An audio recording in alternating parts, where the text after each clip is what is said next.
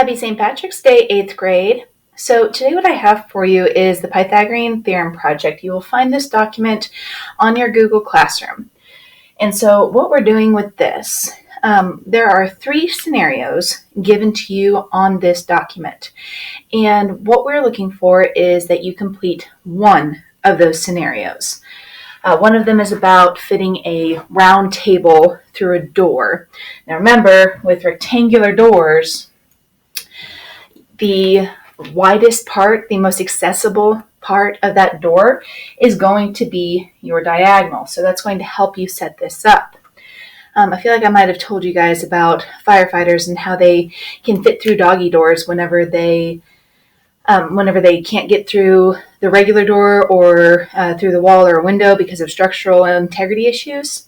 So you can actually like swan dive through, because one of your widest points is your shoulders and then your hips, which you can't see because of the camera angle. So that's okay.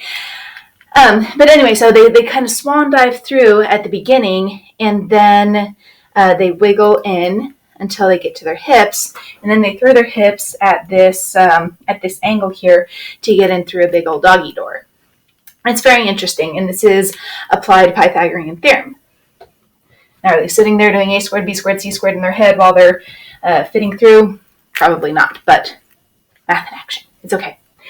So the Pythagorean theorem project, one of those is about fitting a round table through a door like that. One of them is about cyclists, I think, and their biking route.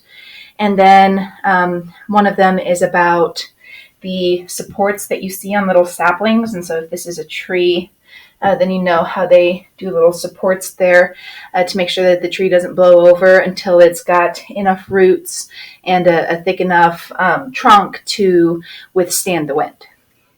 So anyway, all dealing with triangles.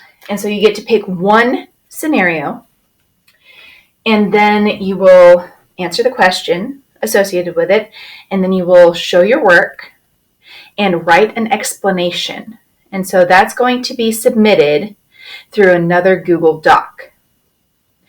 And then I need you to take a picture of your drawing that's associated with it. And these drawings need to be like legit drawings. So what you're going to need some paper. And all of this is written on the document so you can tell whether or not that you're meeting the requirements. So you need paper, maybe some colors if you have them. And you probably need some kind of calculator, which good thing your Chromebook has the calculator on it. So there's that. Now, if you do not have nice paper and colors to draw with, because like at my house, we don't have a printer, so I don't keep nice paper around. And then crayons, I would have to, raid my kids' art box. But paper and colors, if you don't have those, you can actually make your drawing on Google Drawings. And you can just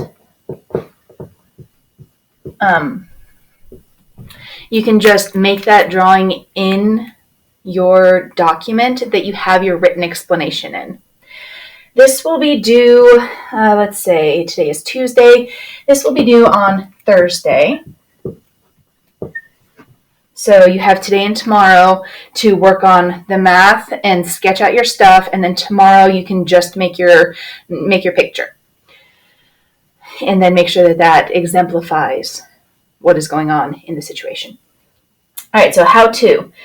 So when we're looking at this, obviously you want to make a sketch and see what your hypotenuse is, what your legs are, and that way you can determine your relevant numbers. And then you will use the Pythagorean theorem, so do the math, and then you will write your explanation. So on the one with the table going through the door, if the door's width, and I'm totally making up numbers here, I have no idea off the top of my head what the actual numbers are, but if the door's diagonal width here, if the opening space is, let's pretend, 59 inches, because, there we go, inches, because I can't think of any numbers at all today, gosh. And the table has a diameter of, let's say, I don't know, 60 inches. Is it going to fit? That says 60 feet, sorry. Is it going to fit? Well, no, because the widest part of the door, there's still an inch gap here, and you would be breaking off the door jamb. Okay, so that's your interpretation. That's what you need to write. The door will or will not fit into the door because of this, that, and the other reason. So submitting, attach the Google Doc to the assignment. Make sure you have the doc. You can have your drawing embedded in there, or if you take, or if you actually do the drawing freehand, or not freehand, but I guess by hand, because you need to have some kind of straight edge. If you don't have a ruler in your house, which I don't either, if you don't have a ruler, you can use the side of a game box. You can use, I don't know, the edge of your math book that you took home.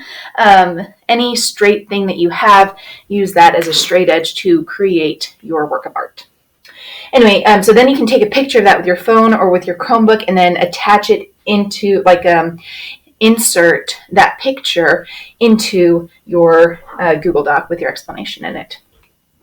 As far as typing the math, we haven't really talked about how to type using the squareds and whatever and the square roots. So if you want to write out your math and then take a picture of that, snap it in there, that'd be great. If you want to play around and experiment with using the equation editor and using the squares and square root signs, then by all means do that. I'm not going to judge you too harshly on that, but I do want to see your math. Okay? That's it from me. So I will see you guys tomorrow via video. And then let me know if you have any questions about this. Remember, you only have to pick one of the scenarios. Okay, we'll see you later. Bye-bye.